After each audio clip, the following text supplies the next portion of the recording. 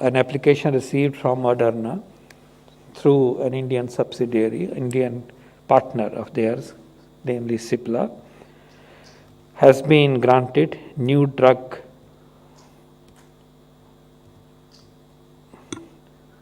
permission for restricted use, which is commonly known as emergency use authorization. So new drug permission has been granted to Moderna.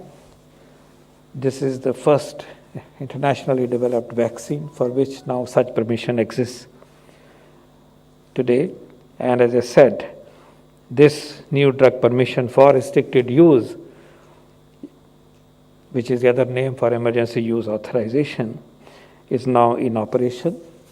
And this potentially opens up a clear possibility, clear likelihood of this vaccine being imported into India in near future. There must be other formalities that they have to follow, but a very important licensure has been now given.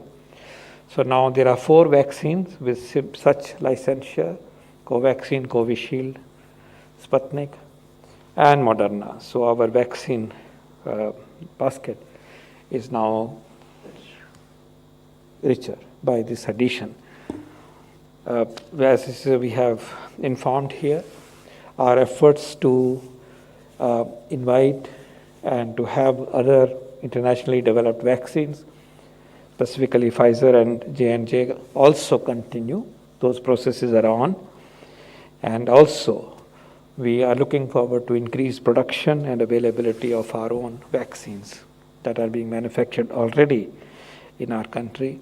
And we look forward to the vaccination program gaining further momentum from the existing rising momentum, further momentum toward coverage of the larger and larger population in every part of our country in a significant way.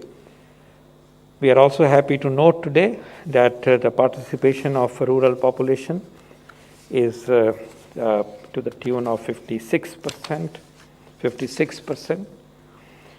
urban 44%. That should also reassure that the spread of coverage is equity driven as well.